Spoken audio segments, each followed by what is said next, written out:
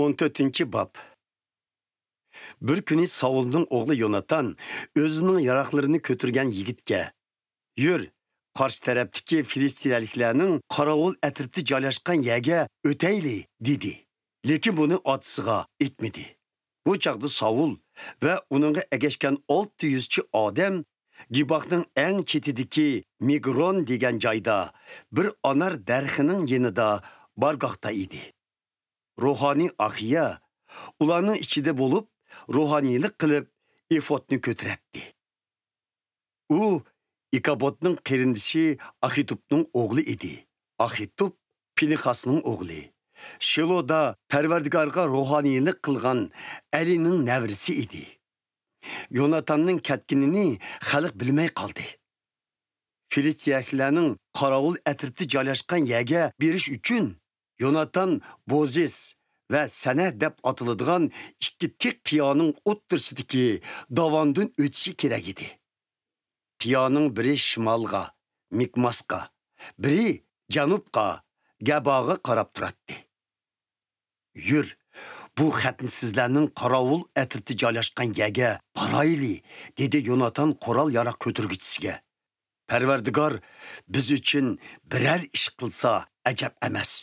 Chunki Parvardigorning bir kimga nusrat ato qilishi u kishining odamining oz yoki ko'p bo'lishiga bog'liq emas.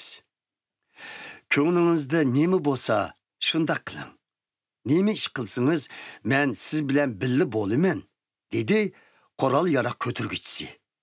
Biz u odamlar turayotgan tarafga o'tib, ularga o'zimizni ko'rsataylik.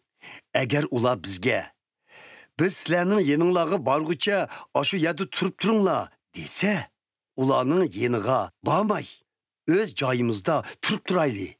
Agar bizning yenimizga kelinglar desa, boraylik. Shunda qilsak, bu Parvardigor ularni bizning qo'limizga topshirganligining bir belgisi bo'lg'ay, dedi Yonatan. İşkilen özlerini Filistiyaliklarning qorovullarga ko'rsatgan edi.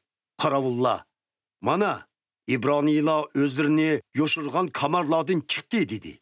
Ondan ular Yonatan bilan uning qoral yaroq ko'targichisiga: "Bu yoqqa kelinglar. Burninglarning noxlisini ilib qo'yayli" dedi. "Bana egishib mang", dedi Yonatan qoral yaroq ko'targichisiga. Parvardigor ularni İsraillarning qo'liga berdi. Yonatan Filistiyaliklar tarafga o'milab, yomishib chiqishga boshladi. Qoral yaroq ko'targichisi orqasidan egashdi. Yonatan Filistiyaliklarga itilib, ularni yerga yiqitdi. Yaroq ko'targichisi uningga egishib, ularni o'ltirishga kirishdi. Bu dastlabki hujumda Yonatan bilan uning qoral yaroq ko'targichisi taxminan 3 mo keladigan yerda 20 odamni o'ltirdi. Tosattin, Bergah ve daladaki Filistiyaliklar topi alaqzada bo'lib ketishdi.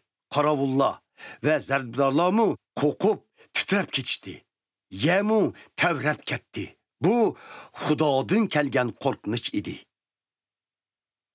Saulning Benyamin qabilasiga tava Gibaq degan yerdagi qorovullari Filistiyaliklar qo'shinining parakanda bo'lib, u yoq bu yoqqa titrab ketganligini ko'rib qoldi. Saul ularga: "Qarab beqinglar, aramizda kimlar yo'q ekan" dedi. Ular tekshirib beqivdi.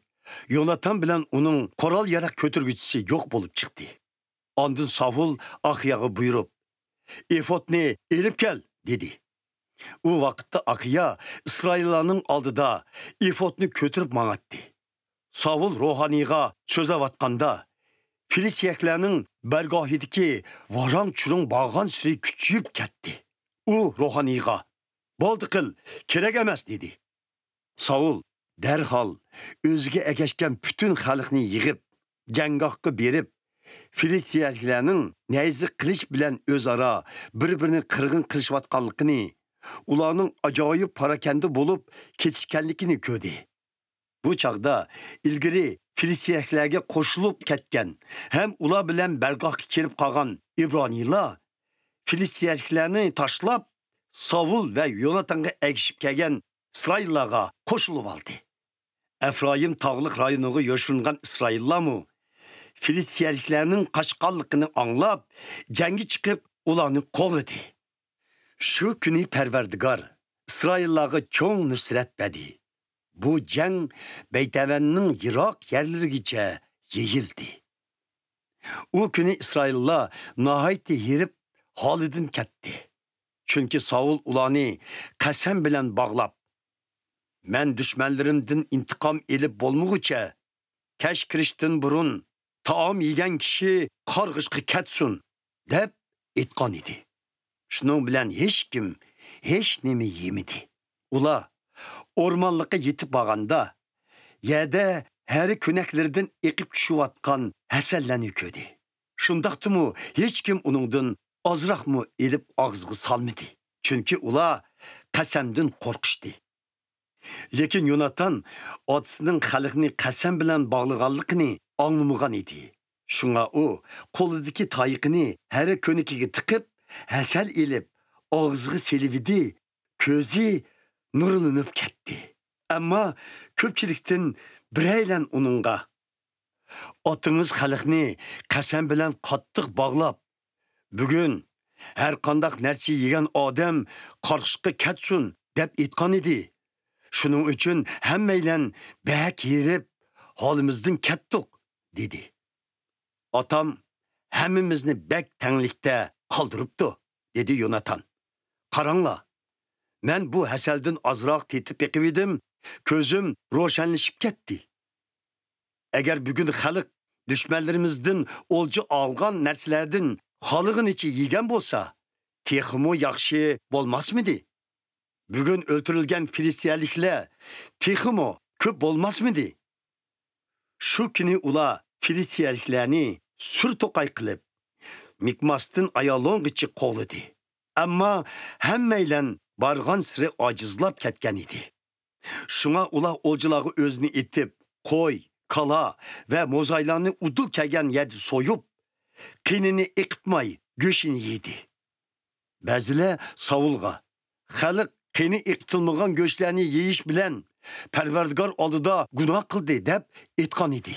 Saul: "Bu Xudoning aksiga xiloflik qilganlikdir.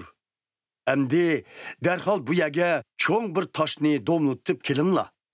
Xalqning orasiga berib, ularga aytinglar. Har bir kishi o'z melini yenimga akilib, bu yerda so'yib yesin. Qini iqitilmagan go'shtni yeb, Parvardigor oldida gunoh qilmasin" dedi. Shuning bilan hammaylan u kechisi o'z melini yetlab kelib, shu yerda so'ydi. Saul Parvardigorga atab bir qurbonlik supsi yasidi. Bu uning Parvardigorga atab yasigan tunji qurbonlik supsi edi.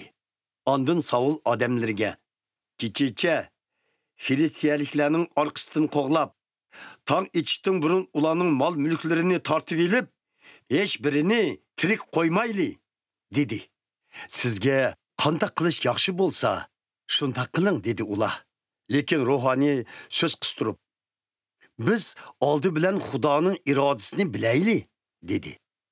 Saul Xudodan: "Men Filistiyaliklarning orqasidan qo'g'lisam bo'lamdi? Ularni İsraillarning qo'liga topshiramsan?"